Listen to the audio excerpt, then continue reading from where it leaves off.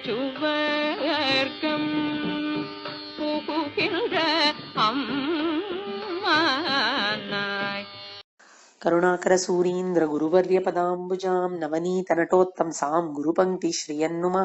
திருப்பாவை ஒரு சிறப்பு பார்வை. 10ஆம் பாசுரம். நம்மால் என்பது இந்த பாசுரத்தின் சிறப்பு. ஆண்டாள் தோழிமார்களை எழுப்பிக் கொண்டு வரும்பொழுது 5ஆம் தோழியின் வீட்டுக்குள் வருகிறாள். அங்கிருந்து அவளுக்கு அற்புதமான வாசனை வருகிறது. என்ன வாசனை? திருத்துழாயினுடைய வாசனை.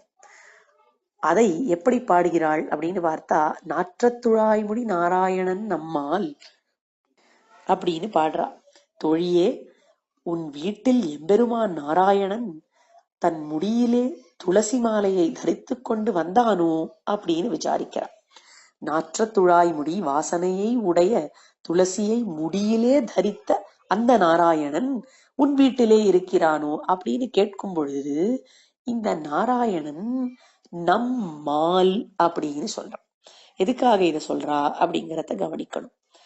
ஆண்டாள் இந்த தோழியை கூப்பிடும் பொழுது உள்ள இருக்கிற தோழி பதில் சொல்றதாக வியாக்கியாத்தாக்கள் எல்லாம் வியாக்கியானம் பண்ணி இருக்கிறார்கள். அதனால, அம்மாடி, உனக்கு ஸ்வர்கானுபவமே கிட்டெடுத்து போல இருக்கே, எம்பெருமான் உன்னிடத்தில் இருக்கிறான் போல இருக்கே, நோற்றுச்சுவர்க்கம் புகுகின்ற அம்மனாய் அப்படின்னு கூப்பிடுறா இவள. நீ சுவாமினியா இருக்கிய, உனக்கு ஸ்வர்கானுபவம் கிட்டெடுத்து போல இருக்கு. என்ன காரணம் அப்படின்னு கேட்டா, இந்த நாற்றத்துழாய் முடி நாராயணனுடைய வாசனை எங்களுக்கு அடிக்கிறது அப்படின்னு சொன்னான். அப்போ உள்ள இருக்கிற தோழி சொன்னாலாம், ஏண்டி, உங்களுக்கெல்லாம் எவ்வளவோ ஞானம் உண்டு, நாராயணன் இருக்கிறார் இங்கன்னு சொல்றேளே, நாராயணன் எங்கதான் இல்ல. நாராயண சப்தமே எம்பெருமான் சர்வவியாபி அப்படின்னு காண்பிக்க கூடியதுதான். இந்த நாராயண சப்தத்தை ஆண்டாள் இந்த முதல் 10 பாசுரங்கள்ல 3 இடத்துல வச்சிருக்கா.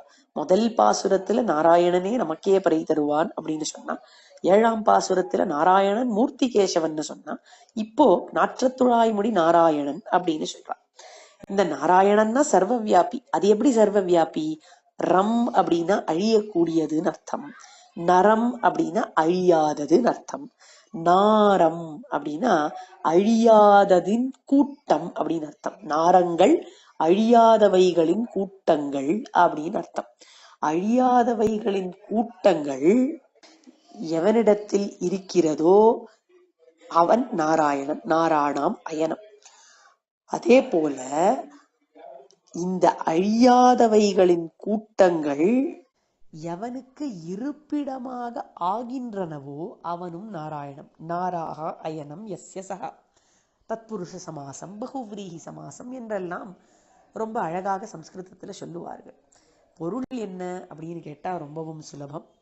நாராயணனுக்குள்ள அழியாதவைகள் எல்லாம் இருக்கு. அழியாதவைகள்லாம் என்னன்னு கேட்டா, இந்த சித்து அச்சித்து எல்லாமே அழியாததுதான். அதாவது நம்மிடத்தில் இருக்கக்கூடிய ஆத்மாவோ இல்ல நாம் கண் முன்னாடி பார்க்கக்கூடிய பிரகிருதி போன்ற வஸ்துக்களோ, அதுதான் சித்து அச்சித்து. இது ரெண்டுமே அழியாதது. அதுக்கெல்லாம் அழிவே கிடையாது, எப்பொழுதும் இருக்கக்கூடியது, ஸ்திரமாக சதா இருக்கக்கூடியது. இப்படி இருக்கக்கூடியவைகள் எல்லாம் எம்பெருமானிடத்தில் இருக்கிறது. அதே போல இவைகளுக்குள்ளேயும் எம்பெருமான் வியாபித்திருக்கிறான். அதனால சர்வ வியாபியாக நாராயணன் இருக்கிறான். இப்படி இருக்கிறச்ச என்ன தெரியறது? உள்ள இருக்கிற தோழி இவ்வளோ வியாக்கியானம் பண்ணி என்ன சொல்றா? எங்கேயும் இருக்கக்கூடியவன் தானேடி நாராயணன், அவன் இங்க இருக்கிறதுல உங்களுக்கு என்ன பெரிய ஆச்சரியம்னு கேட்டான். அதுக்கு ஆண்டாள் சொன்னா, இல்லடி, திருத்துழாய் வாசன் அடிக்கிறதே, அதுவும் புதுசான திருத்துழாய் வாசன் அடிக்கிறதே. இவர்களுக்கெல்லாம் எவ்வளவு பக்தினா, 4 நாள் காஞ்ச திருத்துழாய் எப்படி வாசன் அடிக்கும், இப்போ மலர்ந்த திருத்துழாய் எப்படி வாசன் அடிக்கும் எல்லாம் தெரியும். இப்போதான் எம்பெருமான் வந்திருக்கான், ஃப்ரெஷ் திருத்துழாயை தரிச்சுண்டு வந்திருக்கான் அப்படிங்கிறத நன்கு உணர்ந்து சொல்லுகிறார்கள். அப்படியெல்லாம் ஒன்றும் இல்லைன்னு சமாளிச்சாலாம் உள்ள எடுக்கிறவள். அப்போ வெளியில இருக்கிற ஆண்டாள் சொல்றா, அவன் ஏன் வரமாட்டான் உன்னை தேடி? அவன் தான் நம் மாலாச்சே அப்படிங்கிற.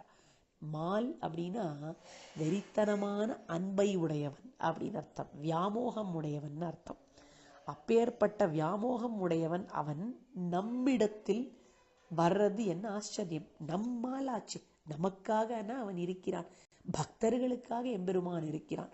பக்தர்கள் கூக்குரல் கொடுத்து எப்படி வரணும் அப்படின்னு நினைக்கிறார்களோ அப்படி வருவான்.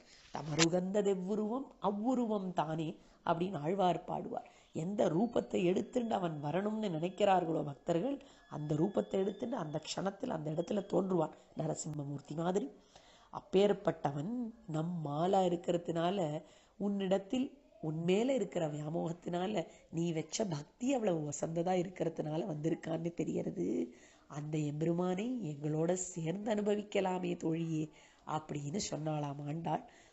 அந்த தோழியும் ஆண்டாளுடைய இந்த அத்புத வார்த்தையை கேட்டு இறங்கி வந்து இந்த கோஷ்டியோட சேர்ந்துண்டாள் அப்படிங்கிறது திருப்பாவையினுடைய கதை. இந்த திருப்பாவை பாசுரத்துல சிறப்பாக நமக்கு காண்பித்து கொடுத்தது, எம்பெருமான் நாராயணனாக இருந்த பொழுதிலும் நம்மாலா இருப்பதையேதான் விரும்புவான் அப்படிங்கிறது. நோற்று சுவர்க்கம் புகுகின்ற அம்மானாய் மாற்றமும் தாராரோ வாசல் திட்டவாதார் மாற்றமும் தாராரோ வாசல் திட்டவாதார் நாட்ட துழாய் முடி